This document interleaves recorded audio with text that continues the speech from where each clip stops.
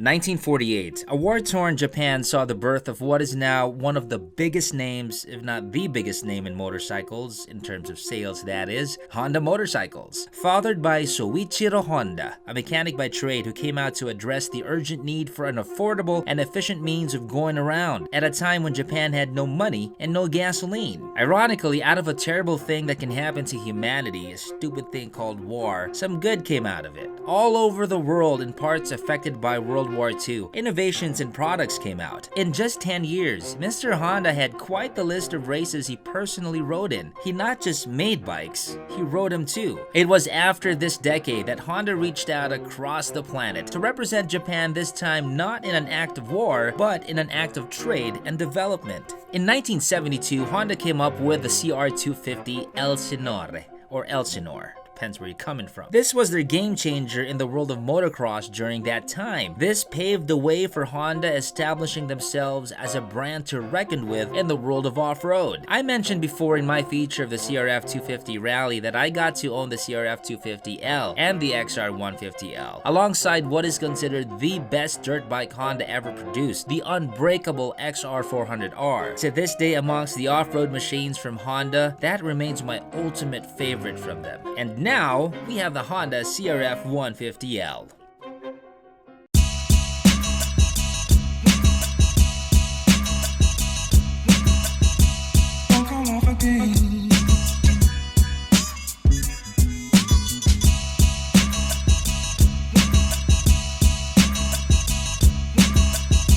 It's got a 4-stroke, 2-valve, single overhead cam, air-cooled engine, 150 cc's here. It's got electric and kickstart. It is 5-speed. Suspension out front, inverted telescopic forks. Very good. At the rear, it's got a Pro-Link suspension system. For the brakes, it's both discs for front and rear. Tires at the front are 21s, and the rear will give you 18s. Enduro setup. Wheels are spoke. Seat height at 863 mm, with a fuel tank capacity of 7.2 liters. It is fuel injected with a maximum power of 9.13 kW and a maximum torque of 11.94 Nm.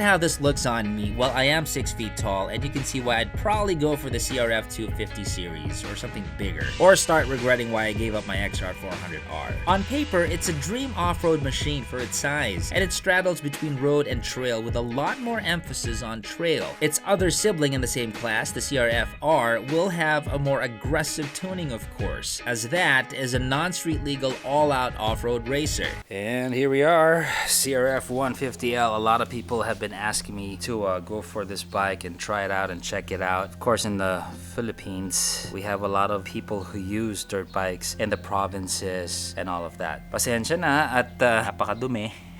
Medyo maputik nung araw na yun na pumunta kami sa Laiban. Anyway, looks-wise, design-wise, it's still not veering away from your usual CRF lines. You can see the difference of CRFs and, you know, the XR and all of that. It's really the side panels. That's what it is. Cool thing about the CRF 150L, automatically inverted forks, that's a plus. Good quality plastic, nice and malleable.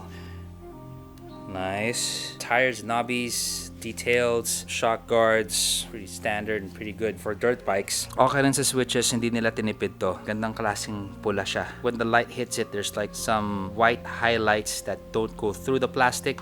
Kapal siya. Even this, good quality. The grips though, I think can be improved on a bit. I mean, it does its job, but if I were to fuss about it, I'd put in grips with more thread in it, especially if we're going dirt, right? You want something that's really going to bite your gloves as well. It's got some ridges here, just to show you that there are ridges, but I would prefer grips with ridges all over. But as it is, it's not bad. Everything else, tubes, pretty solid.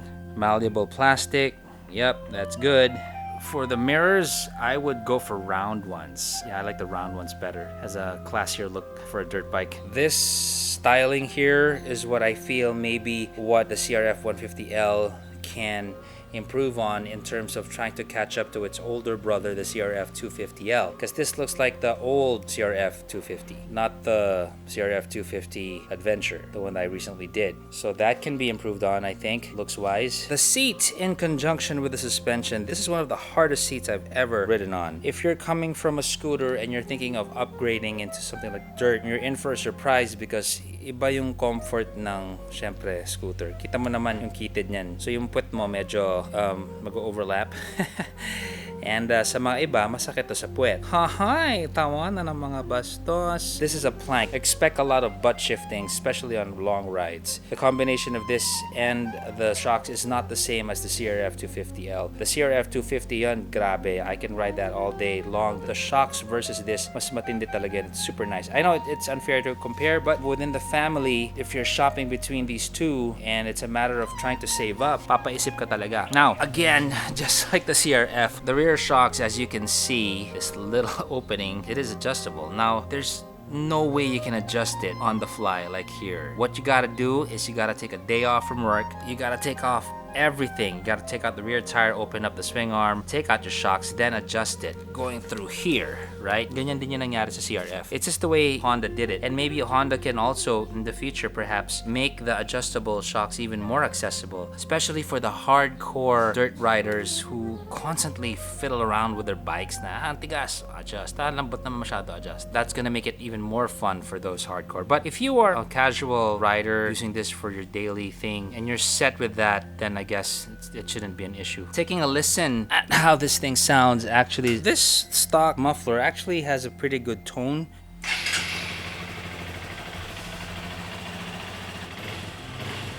It's a deeper muffled tone, which is kinda parang hindi 115 dating eh. See, it's like a deeper sound. Okay, for the gauge, it's pretty much straight up dirt bike sensibilities. One button for everything. Just got all the basic essentials here. Again, this is a dirt bike. It's designed for some rough and tough. Don't expect a whole bunch of things going on at the gauge too much. But it's got the essentials.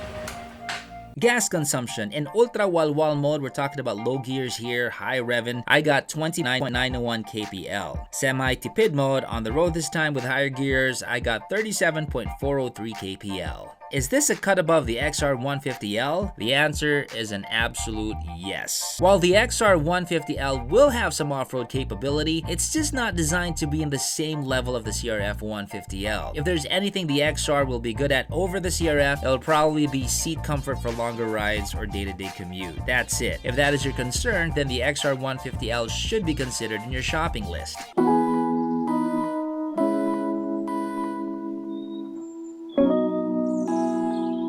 Honda is spoiling everyone with their lineup. In the dirt bike segment alone, there's just so many bikes to choose from. It's got a bike for everybody. The CRF 150L, priced at $134,900, can get someone who is starting to consider off-roading as an activity outside his or her norm really excited. It's a great stepping stone without you having to deal with street legal issues often associated with dirt bikes. You can go on the street, you can go trailing, no problem. It won't be as comfortable as the bigger CRFs or the XR150L, but you know, in the world of off-road, it's not really what you're after. Divergenizing yourself and getting dirty and mucky for the first time, popping your off-road cherry, so to speak, the CRF 150L is a great choice. Trail away, folks. This is Zach from Makinamoto Features.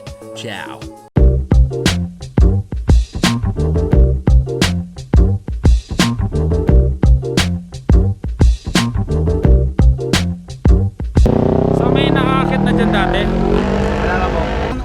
Bako? Oo, ginanon ng bako. Aakyat na yan.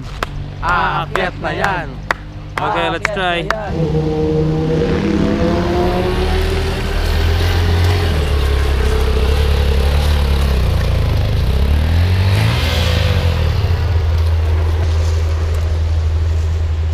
Hindi pa tayo makakit dyan.